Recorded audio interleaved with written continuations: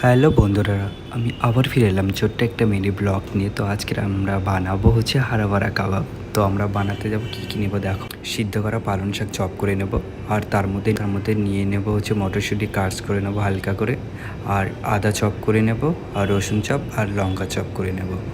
তো আর সিদ্ধ করা আলুটাকে একটু গ্রেট করে নেব, আর একটু পনির গ্রেট করে নেব, আর তার মধ্যে বাদাম একটু হালকা কাজ করে নেব।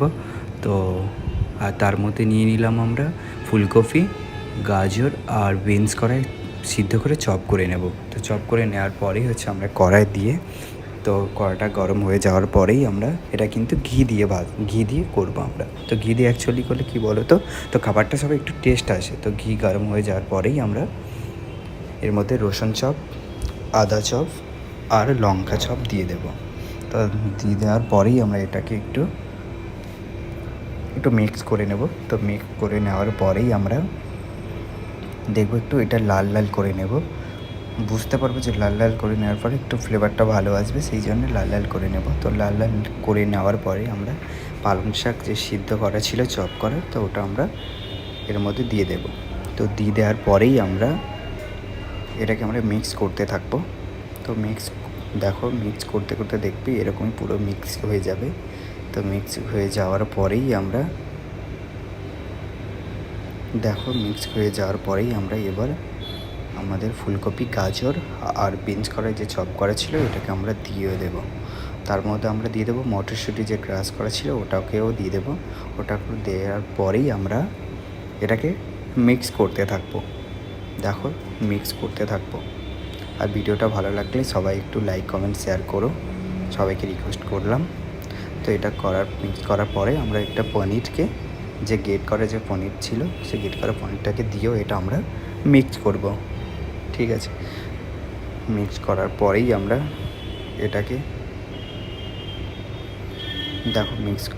এটা আমরা করে নেব। তো সবাই আমার এই ভিডিওটা দেখো, ভালো লাগলে সবাই একটু লাইক, কমেন্ট করো, শেয়ার করো, আর ইউটিউবের লিঙ্ক আছে একটু সাবস্ক্রাইব করে দেবো। আর এটা আমরা মিক্স করে নেব। মিক্স করে নেওয়ার পরেই আমরা কিছুক্ষণ রাখবো, যাতে এটা ঠান্ডা হয়ে যাবে। এটা কোনো একটা কিছুতে তুলে রাখবো। তো আমরা এটা তুলে রাখলাম, যে 20 মিনিট মতো একটু বাইরে রাখলে কি বলো তো একটু ঠান্ডা হয়ে যাবে, তাই আমাদের মাখাতে সুবিধা হবে। এটা আমাদের মধ্যে মাখানোর জন্য আমাদের আলু সিদ্ধ করা যে ছিল তো ওটাকে দিয়ে দিলাম, আর বাদাম দিয়ে দিলাম এটা আমরা মিক্স করার জন্য। তার মধ্যে আমরা দিয়ে দেব পরিমাণ মতো জিরে গুঁড়ো জিরে গুঁড়ো দেওয়ার পরেই আমরা দেব পরিমাণ মতো গরম মশলা দেব। তো এটা দেওয়ার পরেই গরম মশলা দিয়ে দেবো।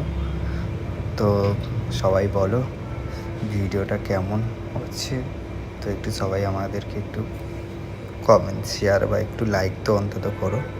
ঠিক আছে, ভিডিওটা ভালো লাগবেই সবাইয়ের আশা করছি। তো এগুলো দেওয়া হয়ে যাবে।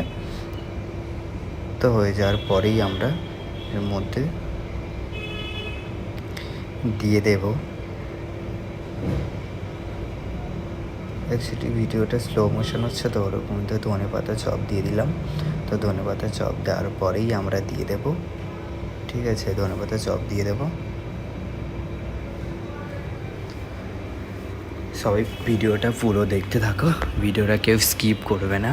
ঠিক আছে, তো ভিডিওটা স্কিপ করলে কেউ বুঝতেও পারবে না যে কী বানাচ্ছি আমি আর কীভাবে পদ্ধতিতে বানাচ্ছি। এটা অ্যাকচুয়ালি একটা হোটেলের পদ্ধতিতে আমরা বানাচ্ছি। তো সবাই ভিডিওটা পুরোটা দেখতে থাকো। ঠিক আছে, তো এর মধ্যে আমরা পরিমাণ মতো একটু লবণ নিয়ে নেব। তো লবণ নিয়ে নেওয়ার পরেই আমরা নিয়ে নেব ময়দা নিয়ে নেবো, একটু কর্নফ্লাওয়ার নেবো, যাতে একটু হালকা মচমচে ভাবটা আসবে, আর একটু এই জিনিসটা একটু টান মতো একটু থাকবে। তো সেটা আমরা করে নেব। সবাই ভিডিওটা দেখো, আর এই ভিডিওটা ফেসবুক বলো আর ইউটিউব বলো, এই দুটোই মধ্যে পোস্ট করা থাকবে। তো আমরা কর্নফ্লাওয়ার ময়দা দিয়ে দেবো। তারপরেই আমরা এটাকে কি করব, এটাকে আমরা মিক্স করে নেব। কেউ হাত দিয়ে করতে পারো, তো হাত দিয়ে এটাকে আমরা মিক্স করে নেব।